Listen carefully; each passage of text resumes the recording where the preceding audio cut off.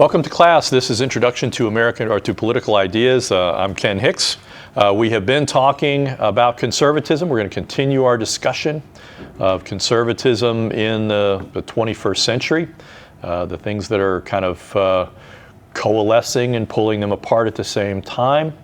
So the main kinds of issues we're going to deal with are, again, of course, sort of the tensions that exist between kind of laissez-faire individualist conservatism, traditional conservatism, neoconservatism, issues like that. So we're going to continue talking about, again, the continued strains between individualist and collective visions of conservatism. Our first topic today is neoconservatism. And it's often described as sort of a faction within the conservative coalition that are characterized as disenchanted liberals. Neoconservatism kind of formed in the 1970s, largely as a result of sort of the fracturing of the consensus that had existed with regard to the Cold War between Republicans and Democrats. Democratic opposition to the Vietnam conflict really drove a number of folks who were predominantly concerned about foreign policy from the Democratic Party and into the ranks of the Republican Party. And so, again, they're often characterized as disenchanted liberals. One of the jokes they say is that a neoconservative is a liberal who has been mugged by reality. Neoconservatives like Massachusetts Senator Daniel Patrick Moynihan viewed the war on poverty as misguided and generally advocated for government to do less for kind of disadvantaged people and to try and find ways of encouraging them to do more for themselves. Some people characterize that as a policy of benign neglect. Jeane Kirkpatrick, another neoconservative of that era, basically would say that there is no pure free market economy, and her point was that governments can and do intervene in the economy when it suits their purposes and when it works to their advantage. And so most neoconservatives were actually okay with aspects of New Dealism. I think most neoconservatives would say that Social Security is worth protecting. Most neoconservatives, agreed with Medicare, though they might tinker around the edges. These are not the kinds of conservatives that would say we want to go back to the turn of the 20th century when the federal government had very little to do with social welfare.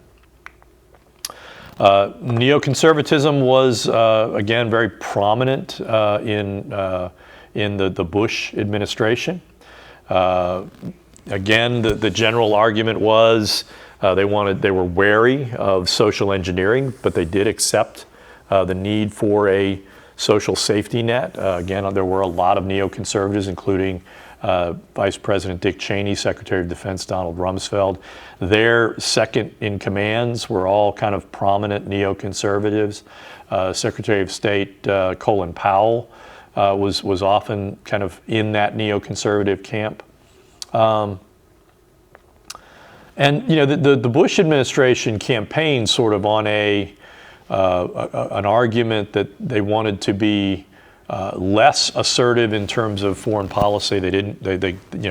Bush said in the presidential debates that he didn't believe in nation building, but they at the same time, Bush came into office proclaiming that he was a compassionate conservative, basically making the argument that they would reach out and that they would not necessarily disrupt the social safety net, that they would just try to find, what in their views were better, more conservative solutions to the nation's durable problems. Neocons are among that set of conservatives that are trenchant critics of American art, literature, and culture,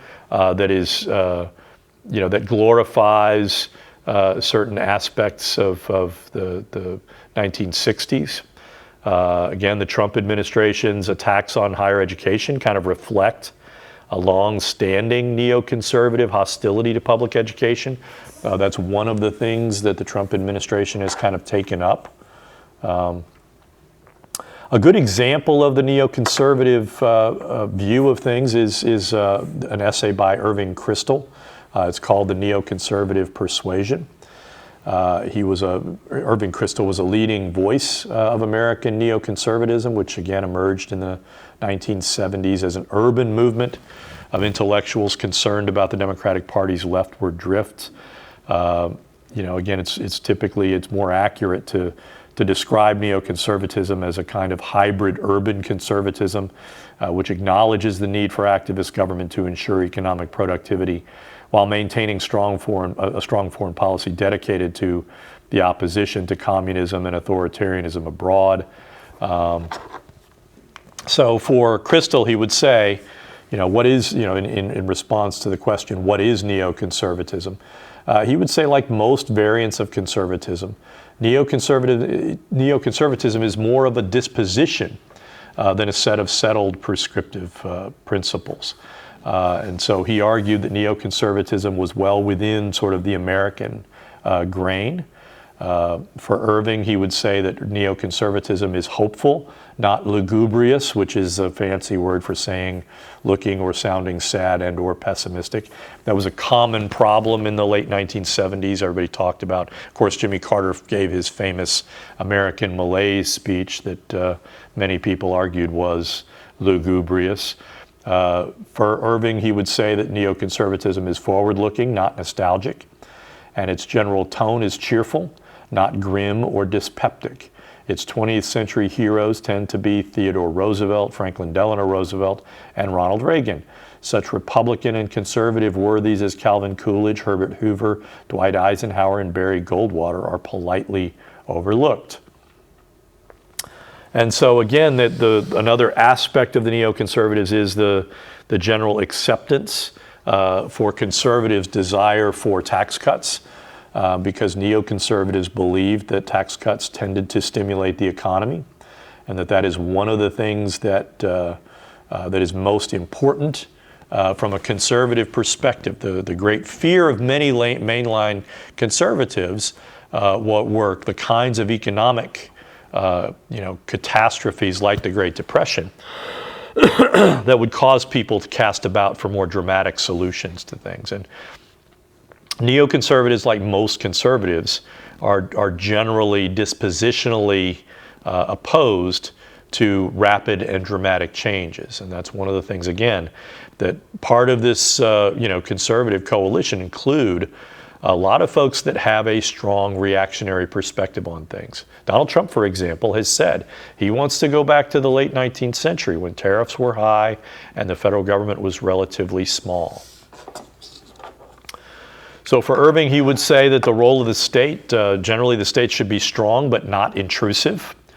Neoconservatives are far more comfortable than most traditional conservatives with an administrative state. Again, neoconservatives accept the role of the federal government, not always for things. Again, these are folks that are not always going to be in the liberal camp. They'll want an activist government, but it's often going to be an activist government promoting what they consider to be family values. Neoconservatives' cause with religious conservatives, is basically one of those points of agreement with religious conservatives in terms of their desire to wrestle education and culture from the left. In terms of foreign policy, basically the argument for neoconservatives is that patriotism is a natural and healthy sentiment and should be encouraged privately and publicly. World government is a terrible idea from a neoconservative perspective, and one famous neoconservative that was in the Trump administration, John Bolton, was notoriously hostile to the United Nations. In fact, even when he was serving as U.S. ambassador to the United Nations, he was a trenchant critic of the UN. At one point, he said you could blow up the top 7 stories of the UN building and nothing would meaningfully change. Neoconservatives argue for statespeople, statespersons who have the ability to distinguish friends from enemies. And for great powers, the national interest is not a geographic term. Now, this also reflects the neoconservative, kind of expansive view of national security. On this slide is a guy named Bill Kristol, who was the son of Irving Kristol, who followed in his father's footsteps. He became a major intellectual voice within the neoconservative movement. He served in several Republican administrations, including as chief of staff for Vice President Dan Quayle during the administration of George Herbert Walker Bush. He was also a founder and editor-in-chief of the Weekly Standard, an influential neoconservative political magazine. But in 2016, he opposed Donald Trump's nomination for president and has since identified increasingly with those conservatives who identify as never-Trumpers. Today, he works for The Bulwark, which is more of a centrist magazine and online site that basically is deeply critical of the Trump administration and increasingly critical of the Republican Party.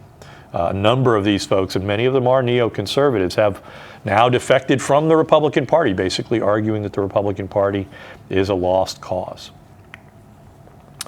Neoconservatives, again, as emerging in the 1970s, this idea of declinism was very prevalent in American intellectual thought, the idea that America was diminished in the aftermath of the Vietnam War.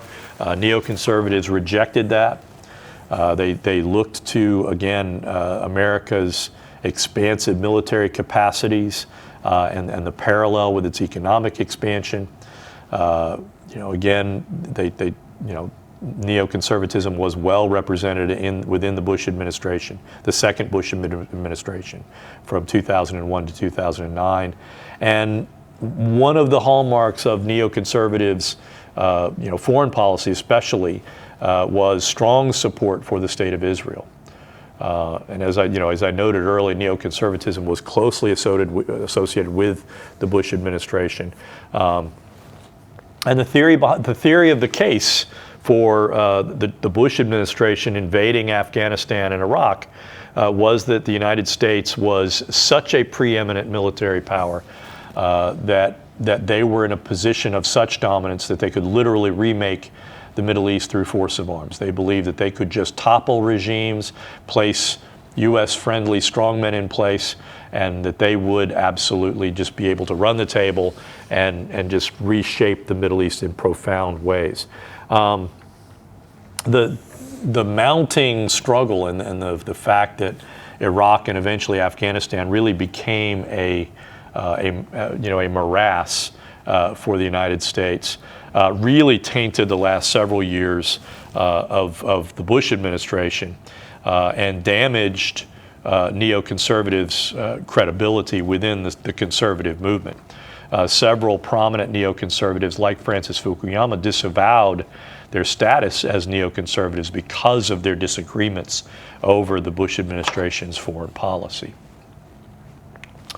Again, neoconservatives are strongly against adversary culture. Neocons and conservatives generally view feminists, leftists, and identity politics as a greater threat to the American way of life than any external threat.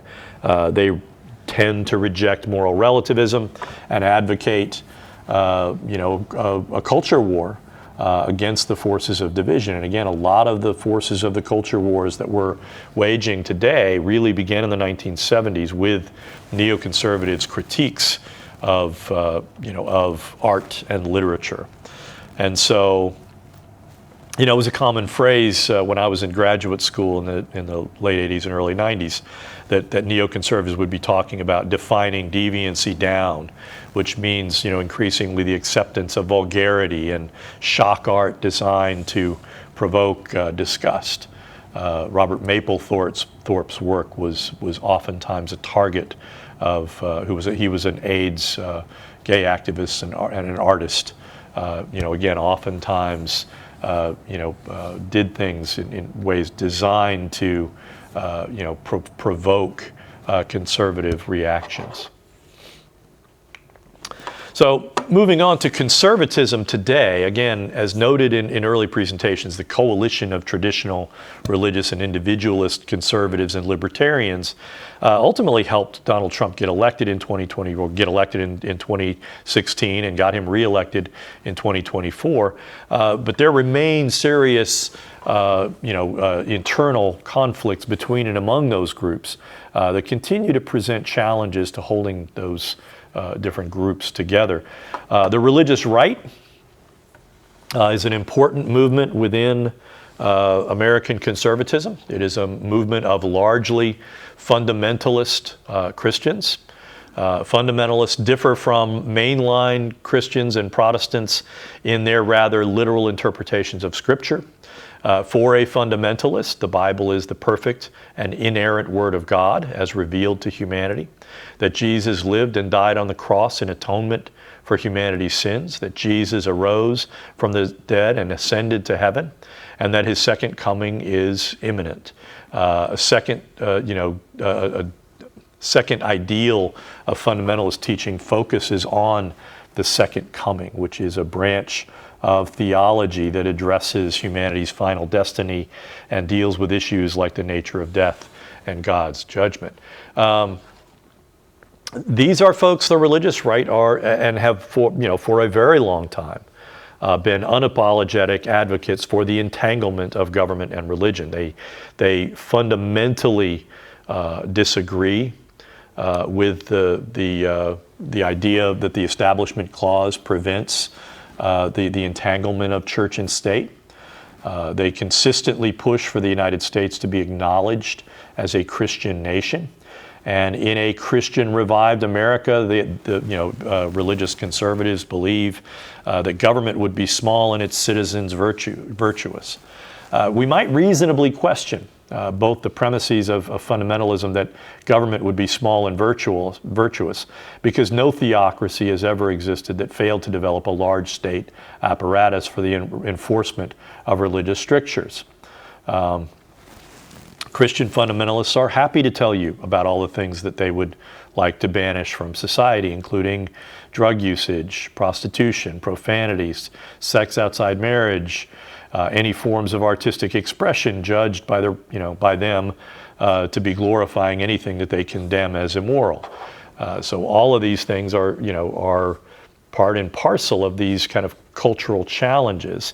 And it's interesting that conservatives historically say that they are for smaller government, and yet conservatism, and in particular religious conservatism, is pretty unapologetic about saying that they want to ban certain kinds of behaviors. And that involves the activist use of the state, an expansive use of police power. I don't know how you can effectively ban abortion without aggressively policing it.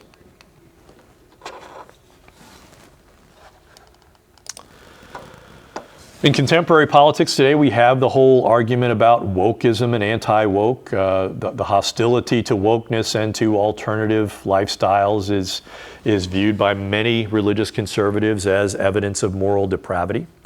One of the main kind of advocates of anti-wokeness is Christopher Rufo, who was a former documentarian who, again, has become a very prominent force in the religious movement. He was particularly effective in turning the idea of wokeness into some manifestation of critical race theory, which is a legal theory originating among black legal scholars holding that racism is embedded in the American legal system. And he has succeeded in persuading several state legislatures, including Oklahoma and Florida, to pass anti-woke laws, which effectively prohibited teaching critical race theory or anything related to wokeness. And again, we might question whether there are First Amendment implications to these kinds of laws. For a long time, it was illegal to teach Marxism in American universities, and a lot of people didn't understand the full, meaning of Marxism. And we've had arguments about this before. I am not a Marxist, but I have written on Marxism because I think it's important to understand what Marxism means so that you can understand why you're opposed to it. And so there is this eschatological tendency to equate natural disasters as God's punishment for for the nation's sins. This is something that you see a lot with the people at Westboro Baptist Church, especially during, when we were involved in Iraq and losing people. They would go to funerals and claim that that was God's punishment for America's acceptance of homosexuality and things like that. And so again, these are many of the fundamental issues that are driving American politics today. Christian nationalism is a kind of variant of the religious right, and that again is the belief that the United States was ordained and established as a Christian nation, that it is every Christian's duty for government to be run according to religious laws, that the belief that God is using Donald Trump as an instrument of his will. And then you've got the politics of what they call the Seven Mountain Mandate. Dominionists in particular advocate taking control of the seven vital social institutions: religion, family, education, government, media, arts and entertainment, and business. And again, that has exerted influence over Republican positions on several sensitive issues. There are some tension points, particularly, for example, in Alabama. The Alabama Supreme Court basically held that in vitro fertilization was effectively, because the in vitro fertilization involves attempting to artificially inseminate an egg with sperm, that and that many of these things don't work. That is sort of tantamount to murder, because even from the minute sperm hits egg, that's a life. That has created problems because, of course, a lot of conservatives are strong supporters of in vitro fertilization.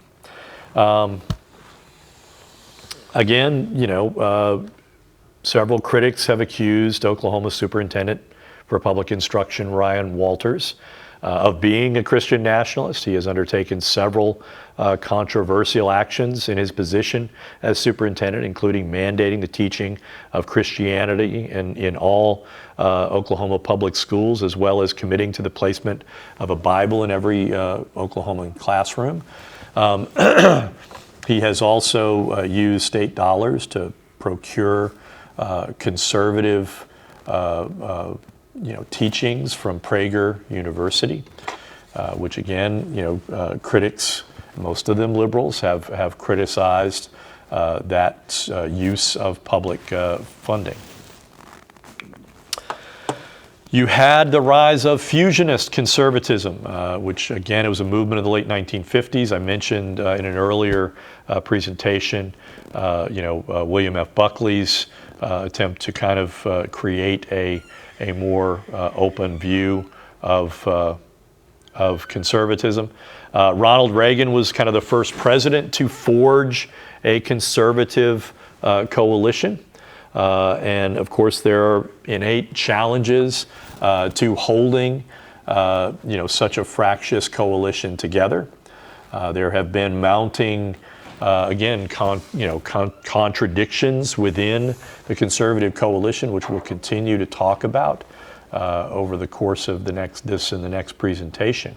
Where again, you've got some conservatives that are making arguments that are fundamentally in contradiction with other conservative positions.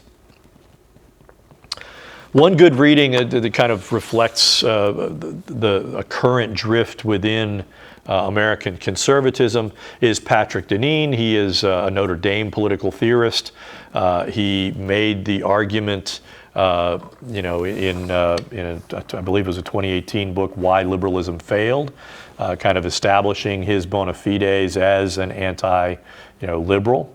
And he made the argument in his 2023 book, Regime Change, for replacing liberalism with something that he describes as common good conservatism. So what is common good conservatism? He characterizes liberalism and liberal political culture as having failed. And he calls for a new political order that includes two critical elements. On the one hand, Deneen argues for the need for a self-conscious aristoi, which is again a Greek word for the best of us, who seek their principal role as securing the foundational goods like a flourishing family structure, thriving communities, and an equitable social safety net with constraints placed on corporate power and influence and a culture that preserves social order. Deneen expressly argues that religious institutions should be drawn upon to buttress this new governing elite. At the same time, Deneen contends that this elite requires the support of an increasingly multiracial, multi-ethnic working class party.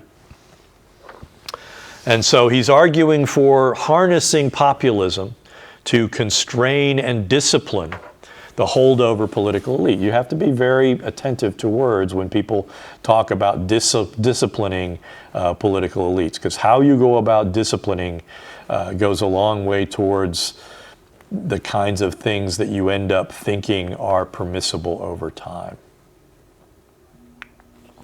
So he argues really for kind of mixing up and mixing down. He wants to relearn the lessons of the anti-federalists. If you remember, in the founding era, there were the Federalists who wanted the Constitution and the anti-federalists who wanted to maintain a more loose confederation where more power would stay with the states. He wants to see a dramatic increase in representation, which is actually something that you may wonder. I am not really part of Patrick Deneen's target audience, but I have argued for increasing representation as well. He also argues for increasing representation of the estates of farmers, laborers, and small business owners.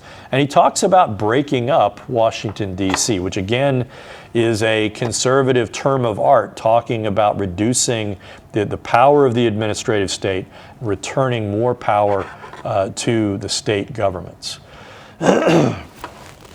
He talks about national service, a military that is increasingly comprised of people who have never encountered people living in the super zips. And by the super zips, again, that's another conservative argument for people who live in these really large urban areas, especially in Washington, D.C., New York City, Los Angeles. And so, he's basically making an argument that is long-standing, that that there is a warning, that there is a threat whenever you have a serious experiential gulf between those who would decide whether to fight and those who would be required to fight. That constitutes a significant threat to any republic.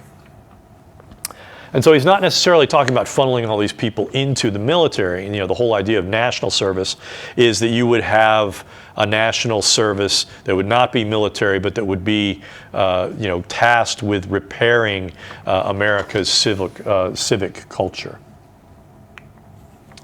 He also wants to reimagine the role of elite universities. He wants to see them chastised. Obviously, this is probably something that he approves of with the various lawsuits and threats that the Trump administration has levied against Harvard and other high, Ivy Leagues and other larger universities. He wants to chastise elite universities to get them back to the pursuit of genuine socioeconomic opportunities and more genuine diversity. I would hope that he means that Ivies should be accepting people from lower economic status who demonstrate that they have certain intellectual promise. He wants to encourage graduates to enter atypical pathways to public service. He advocates the diminishment of the importance of the major research universities to reduce the overproduction of elites. And why does he say that? Because he accuses these large universities of becoming centers of Gnostic indoctrination. Deneen characterizes the research activities of elite institutions as Gnostic, which is a fancy word for obscure or esoteric knowledge. Deneen's critique is that too many departments in elite universities have been taken over by credentialed radicals whose attitude towards the United States is implacably hostile. That argument can apply outside of higher education as well, and I do not contest that there are a number of institutions of higher education where you have educational elites who are implacably hostile to the United States and to imperialism and the various kinds of isms that they take issue with. And that's, to me, I'm not necessarily hostile to that. I think chastisement, again, what form it would take, it can easily morph into a kind of anti-intellectualism, of which there is plenty in evidence in American political culture today. And so he's basically arguing that students need to be learning how to do things with their hands. They need to be learning, they need to be experiencing the fundamentals of how things work. He argues that universities are disassociating mind work from the work of the hands. He also wants to break up monopolies. This is, again, an issue that populists on both the left and the right will tend to agree with. There's a important quotation. Any economic institution with sufficient power to bring financial ruin upon a sovereign political entity should be severely curtailed in the name of the common good. I will mention this in my next presentation, that the high-tech industry is such a thing, that you actually had Elon Musk interfering in the U.S. conduct of its foreign policy vis-a-vis Ukraine and the Russian invasion of Ukraine. That is extraordinarily troubling, and I'll talk more about that in my next lecture. So what are the implications of this kind of statement? Again, there are any number of industries that could fit such a criterion.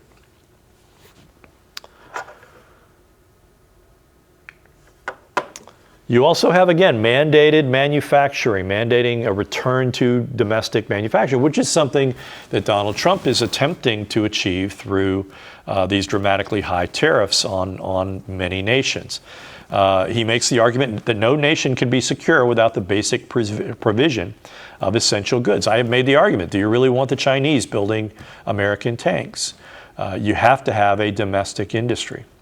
The COVID pandemic and personal protection equipment shortages that occurred during the pandemic reveal the dangers inherent in taking comparative advantage, which again is the idea that you allow work to go to those places where they can make goods most efficiently. If you take that belief too far, you basically eviscerate your domestic manufacturing capabilities. And you find yourself exposed by other countries.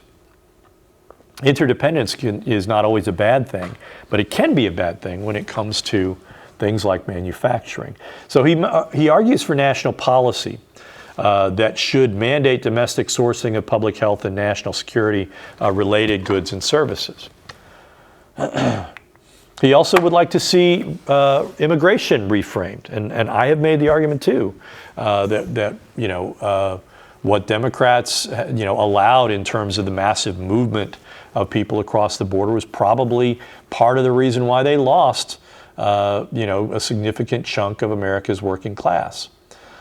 He characterizes as a strategy of the wealthy to maintain their social status, that the poor immigrants are more easily exploitable to extract greater profits. And so he also argues that employing immigrant labor suppresses the income of working Americans, which increases the stagnation of American working class wages, and that actually creates a kind of indentured service class. And so he would advocate targeting employers of undocumented immigrants. And that, again, has been a nostrum on the right for decades, where they have talked about we need to go after employers. Well, guess what? A lot of employers in the ag sector, a lot of the employers in the construction sector are also big Republican donors. And so that tends to be campaign talk that very quickly becomes muted when it actually comes to governing. Deneen wants to enforce a moral media, and again, this gets back to what's been going on more recently with the brief suspension of Jimmy Kimmel following a poorly phrased joke that he delivered on his late night program. He wants to see the state denounce programs that promote transgressions, which again creates issues. You know, how does this sort of a moral media regime work within First Amendment jurisprudence? Deneen frames this as perpetuating the class advantage of the elite by reducing the life prospects of the lower working class. He wants to create a jurisprudence that will respect the police power of the state to censor offensive ideas. If you wonder, you know, where FCC chairman, Brendan Carr got his ideas about Donald Trump permitting him to go after licenses of media companies. Well, this is the kind of argument that's been in the conservative, ecology for, several years, for a couple of years at least. Deneen wants to defend localism. He wants to defend local institutions from the corrosive effects of concentrated economic and political power. Now, he's not talking about certain things that are implied by this. If you want to break up concentrations of economic power, you're going to have to break up a lot of television like Sinclair Media and Nexstar. They own too many local stations. If you really want to break up media power, you have to break up conservative media power too. So another quote, government, both local and national, can serve as a counterweight to destructive forces of a destabilizing economic order. Localism is easily destroyed in a globalized system, but it can flourish if protected under an umbrella of public policy devoted to breaking up concentrations of economic power. And so again, I think, many of the things he's saying are things that some populists on the left would find agreeable.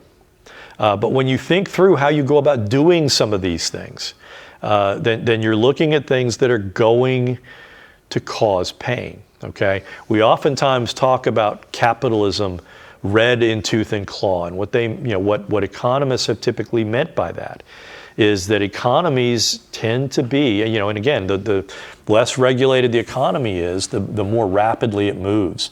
And the more, like whole towns can become depopulated when the mill closes or something like that.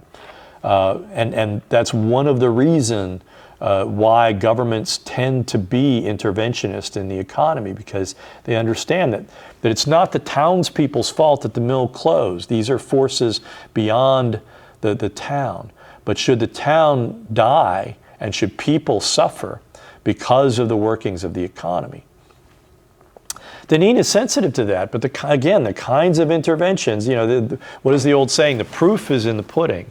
The kinds of interventions that you might advocate may kind of mitigate the worst impulses of capitalism, but it may also hamper capitalism. It may create problems for capitalism. Deneen is advocating for a family czar, similar to Hungary's Ministry of Family Affairs. The mandate of this family czar would be to find ways of rewarding marriage and family formation. He advocates the establishment of a cabinet-level position to support and promote marriage and families. Now again, think about it. I don't think there's too many people that are openly hostile to families and to marriage as an institution. There are some people on the left, but not many. But how does the state go about promoting marriage? What can the state do to increase families' productivity, to produce more kids? Is that something? I mean, these are things that I think a lot of Americans who are, again, whatever else you may think about Americans, we have a highly individualistic political culture. How many Americans are going to get really squeamish about the federal government engaging in these kinds of policies where what is it that you want to do? Do you want to pay families? Do you want to provide paid family leave? Conservatives have been deeply ambivalent about a lot of those kinds of policies for a long time, for a very simple reason, that they don't want the government necessarily intruding into such private matters, even if it's in support. So again, Deneen is advocating policies designed to strengthen families, like paid leave, financial incentives for families to have additional children that mitigate the cost of having a child. Again, I'm not sure about the other things that kind of emerged naturally over the course of the 19th and early 20th century, where again, what was a big part of the reason for public education? It was because you had large numbers of immigrants coming into this country, and you needed to be able to educate those kids into what it meant to be American.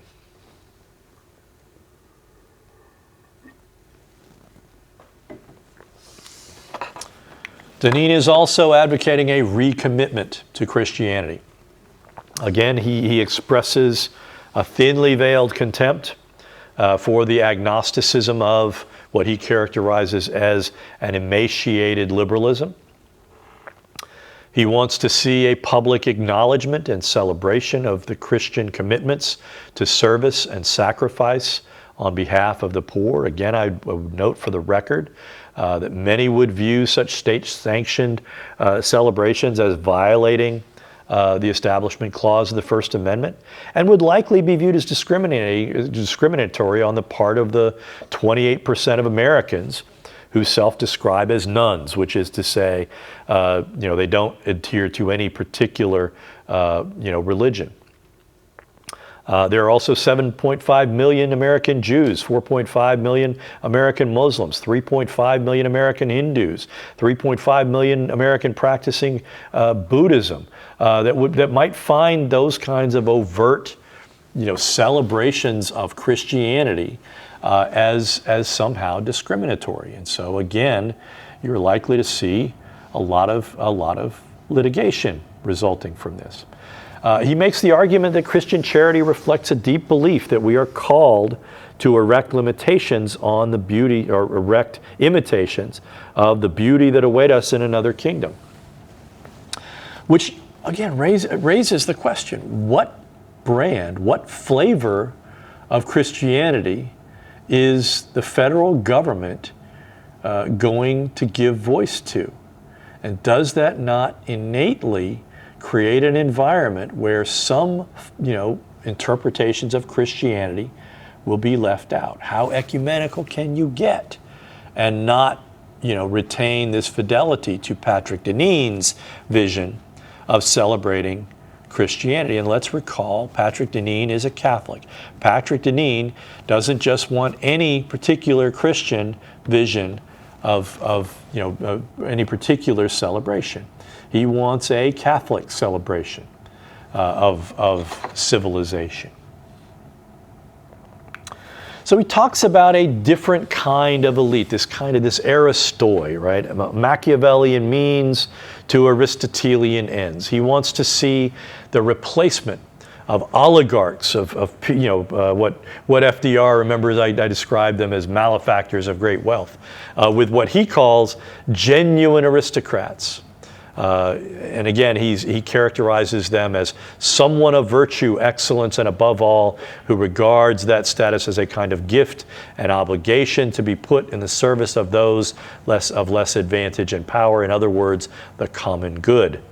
Again, can these reforms that Deneen is advocating create such an elite, an Aristoi, imbued with such a sense of noblesse oblige? That's a difficult question to answer. How can you get to this point where you think that, that any particular system, any particular set of changes is going in its first generation to produce this Aristotelian elite, this elite that is concerned primarily of the common good? History suggests that most elites tend to be self-serving. If you give them power, give them discretion, they will use their discretion to enhance their power. Is there anything in anything that Patrick Deneen has written that suggests that he has, that he has the answer to this perennial question, that political elites will tend to be self-serving.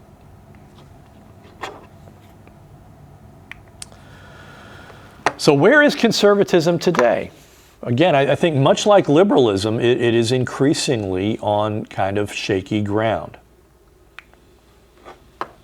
Andrew Sullivan has argued, and again, Andrew Sullivan is another person that we might characterize as a never-Trumper who was previously a very strong conservative. He's he's a self-described, he's British American. I believe he's a naturalized citizen today. He is a gay, but very conservative. He describes himself as an Oakshottian conservative. So he has argument that fundamentalist Christians are the Christian counterparts to radical Islamists, that they will never be satisfied within a coalition that does not include people just like them, that you will see an erosion of tolerance, of disagreement among conservatives. And among, in debates between conservatives, you're seeing, oftentimes accusations of arrogance and high-handedness. And this, again, is a problem, right? This is a broader problem in American political culture, that we are increasingly intolerant of any kind of dissent. That not only do we disagree with one another, we reject the prospect that you have a right to disagree. That is, again, a dangerous place to be.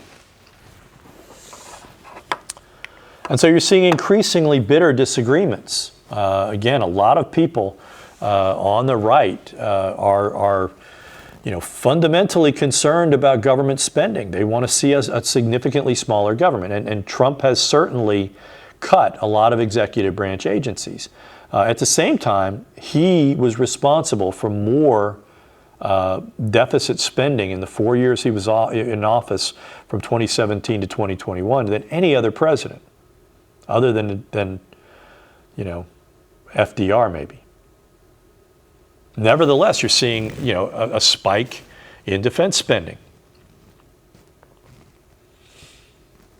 You have folks, again, predominant attitude among conservatives for most of the from the 1970s forward has been that abortion is murder.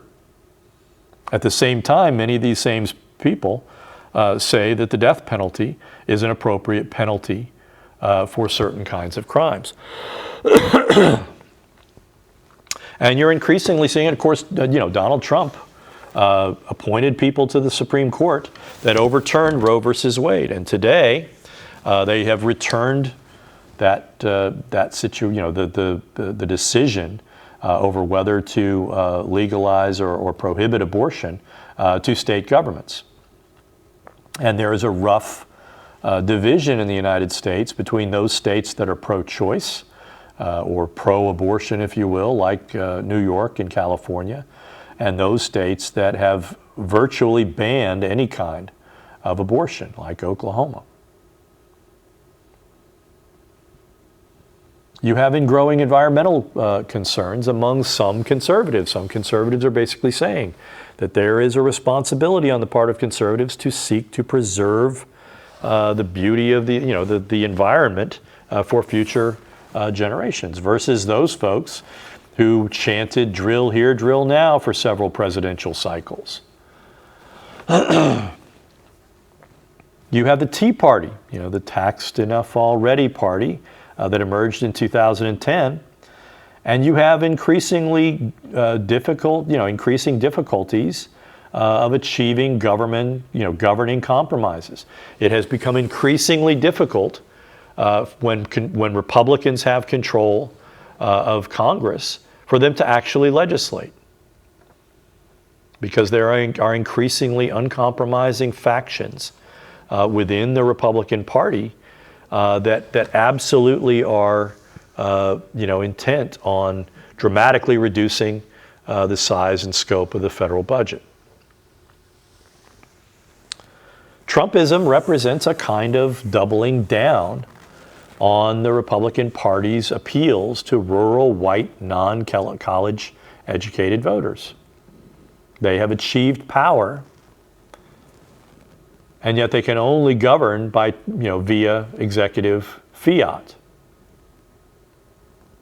in an increasing number of executive orders, which Republicans denounced when Barack Obama did and when Joe Biden did.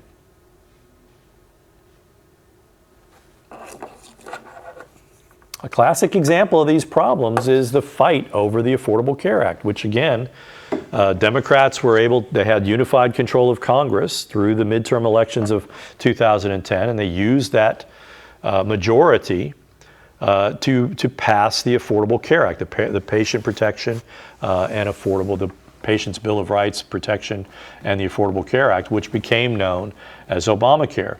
The Affordable Care Act had its origins in conservative think tanks in Washington, and that was actually put in place in Massachusetts by then Governor Mitt Romney.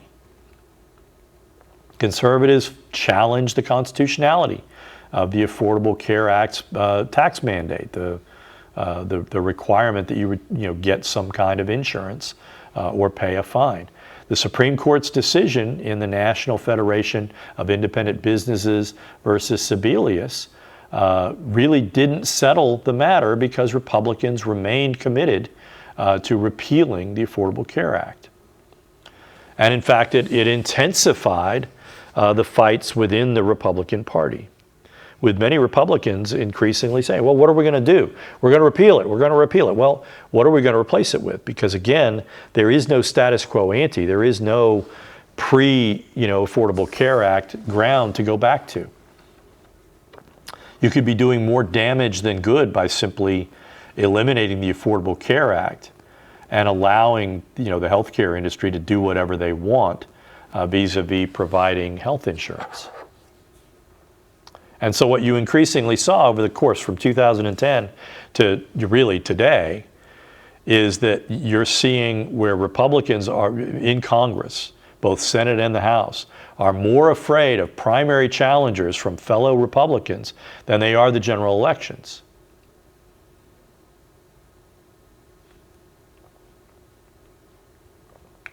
You see this today in the implications of the big, beautiful bill, which again, in many instances, are going to harm key constituencies, including the elderly, farmers, rural Americans. Included in the big, beautiful bill are massive cuts to Medicaid.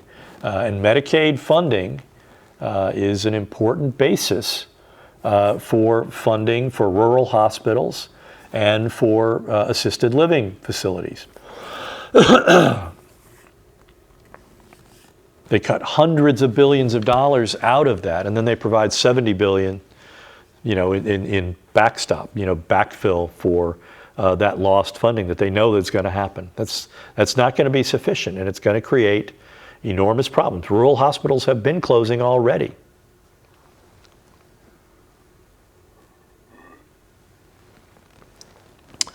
According to most estimates, the cuts to Medicaid are likely to cost 10 to 12 million Americans access to health care.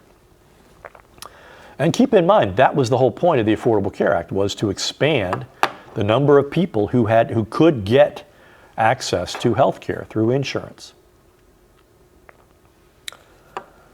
Most of the cuts were used to pay for huge tax cuts to the wealthiest Americans.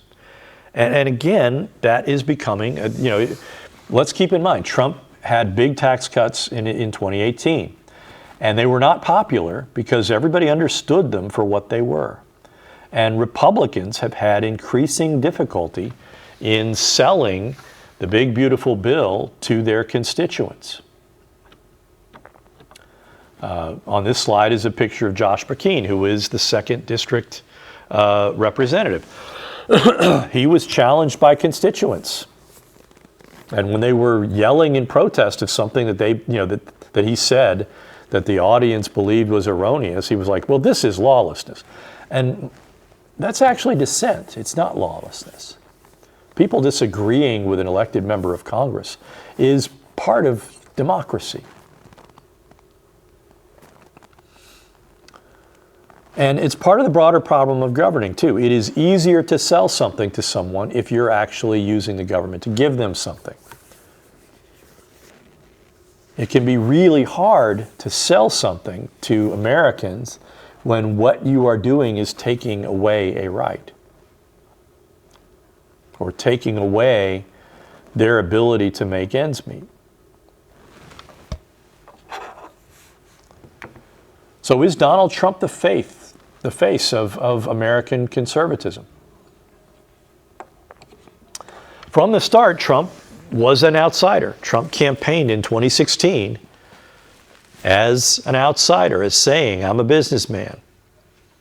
I've been, I've done what I needed to do as a businessman to actually, do business."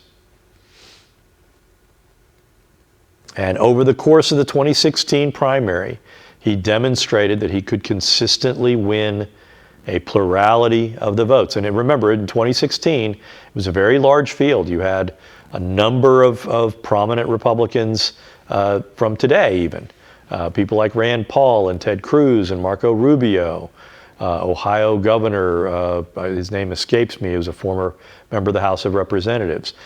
There were a lot of Republicans in the field, but they weren't prepared to step out. And so even though Trump never really was winning majorities, he was winning enough to get the nomination. I mean, what was the main thing that Trump was selling? Build a wall and make Mexico pay for it. This was the hostility to immigration that has ignited a large number of, again, this critical constituency, the rural, non-college educated white population that has tended historically to be politically quiescent. And by quiescent, I simply mean they don't often participate in politics.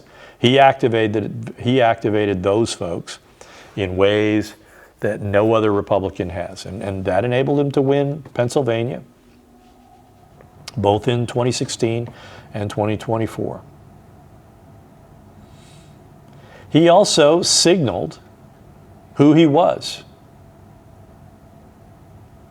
America's a mess and I alone can fix it.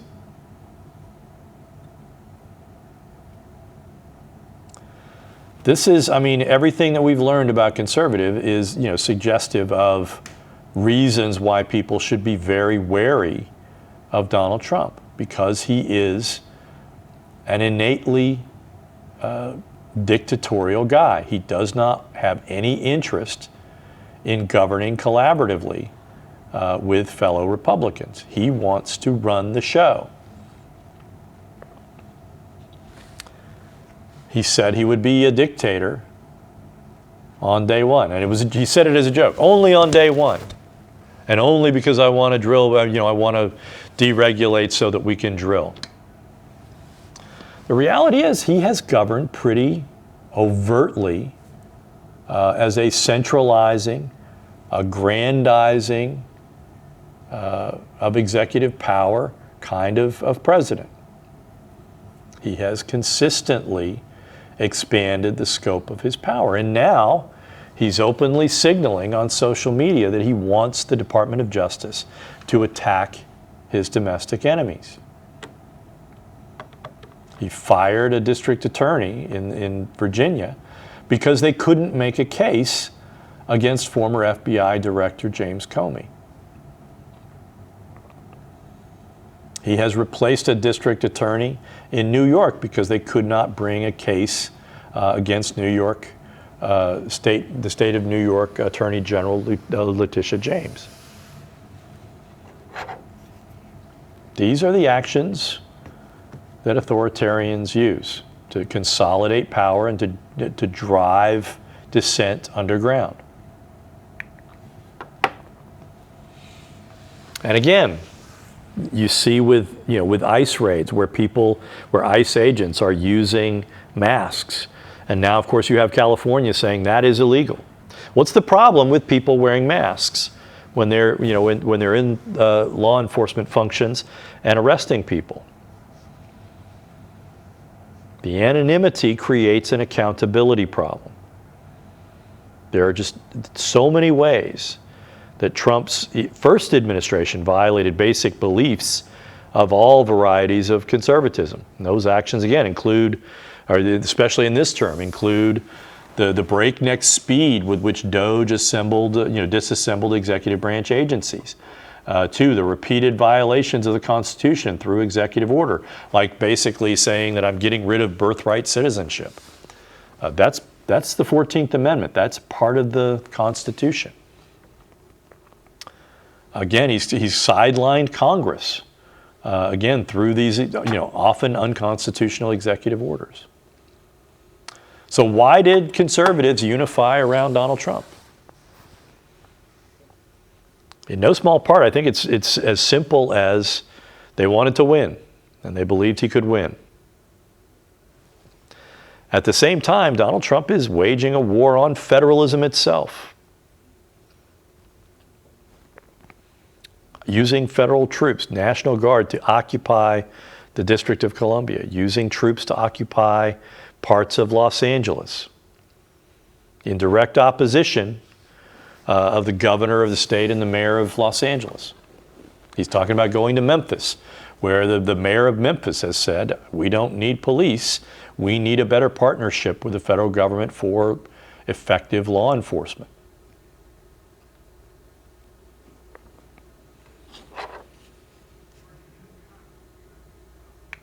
So what is the state of conservatism today? Again, you have a durable nature of divisions between what we might call conservatarians, people who are libertarian, like Rand Paul, for example, who believes in religious conservatism but is also a libertarian, and the religious right.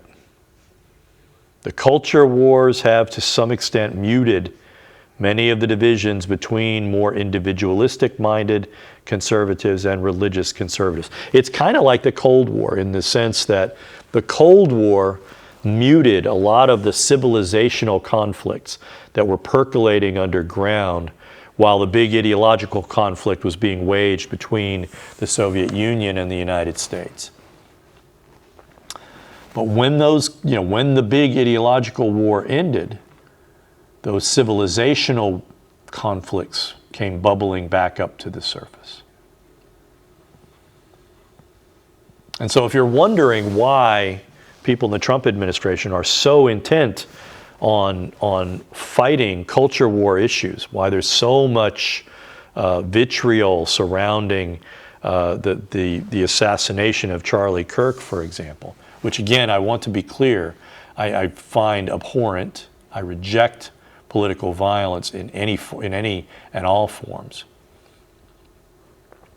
But part of the reason why they are making these kinds of arguments is primarily, again, because the culture wars serve to, as a kind of cement between these more libertarian-minded conservatives and the folks that are, wanting to raise the profile of religion in politics. Are the quarrels over what constitutes a real conservative indicative of disarray or the symptoms of a vital and productive intellectual engagement? I think you could make the argument that they had some of those arguments in the 1950s and 60s. I'm not necessarily persuaded by the idea that these arguments today are indicative that they're engaging with one another in meaningful ways. How will Trump's second-term priorities, especially his determination to deport millions of undocumented immigrants, shape conservatism going forward? And in particular, the tariffs that he has imposed, reciprocal tariffs on many countries, including some kind of fictitious countries. The tariffs are a direct violation of conservatives' view of international finance. And so there's legitimate questions as to how these kinds of issues and how they play out are going to affect conservatives going into the midterm elections next year. Because the tariffs, if they stay in place, are going to effectively, at some point, eventually, have a significant effect on the economy. We've already seen inflation tick up a bit in some areas. The more he provokes conflict with some of our major, importers of oil, the greater the likelihood that you're going to see the kinds of disruptions that are going to raise the price of gasoline in the United States. Again, I would make the argument that Joe Biden was part of the reason why he wasn't able to seek re-election was, first and foremost, he was too old. But second, he was not sufficiently attentive to the downward cycles that were caused by inflation, that the pressure that was being put on working Americans he was taking blame for that. We'll see whether Trump can get away with high tariffs. And I would also, let's talk about the deportations, right? I mean, you are, again, aggressively, and they're trying to expand ICE by tens of thousands, which is, again, the Immigrations and Customs Enforcement Agency. And again, the problem is rounding up people en masse is going to have disruptive effects on the economy. Think about what happened in South Carolina, where they rounded up a bunch of South Korean workers, held them in terrible conditions for days, and then deported them on the claim that they had violated their worker visas. South Koreans were infuriated. When you go around angering people like that, it's going to have an effect. And again, there are going to be downstream economic consequences of rounding up significant numbers of undocumented immigrants. Again, and I'm not saying that if you're here illegally that you should be allowed to stay. I think that we should have an orderly process for getting people who have especially been here for a long time, worked for a long time. We have a guy in town who had a business that he had run for 20 years, and he got picked up. And his daughter is trying to keep the business going. He's been running a little restaurant here for 20 years. The more people see how those kinds of deportations affect their communities, the less theoretical it is for them, and the more likely it is that they're going to start having a much more clearly trenchant attitudes towards these kinds of actions. And you point to polling, and Trump is underwater on virtually every issue. His approval ratings are among the lowest we've seen of any president. So conservatism as an ideology. Conservatism explains the world, could be explained in terms of human frailty and the need for restraint. It evaluates the world. A Burkean conservative views the world in terms of peace and stability. Reactionary conservatives, neocons, and the religious right are willing to resort to social conflict to achieve the various goals, including going back in time. Orientation. More traditional conservatives see individuals as a larger, organic whole, while religious conservatives embrace a biblical worldview founded upon some particular interpretation of Scripture and really driven by the sense in which Americans are a congregation of sorts. Meanwhile, individualist conservatives, and this is the point of orientation where you really can see this fragmentation. Individualist conservatives favor the view of atomistic individuals operating within a competitive marketplace. And again, finally, the program. It varies so widely, right? The general preference is for slow and careful evolutionary change with the preservation of the fabric of society is essential. Reactionaries and religious right conservatives are perfectly happy to embrace the culture wars to achieve their end. Conservatism and the democratic ideal. The disposition to preserve explains the distinctively anti-democratic attitudes of early modern conservatism. You had a slow evolution of conservatism from the advocacy of something like monarchy or some other form of authoritarianism to a more nuanced and qualified support for a highly Republican form of democracy. And again, in this sense, republicanism means the inclusion of non-democratic procedures and institutions that constrain democratic impulses. The example of Article 3. Non-elected judges constrain the will of popularly elected politicians in Congress and the executive branch of government. That illustrates the conservative, view that the United States is a republic and not a democracy.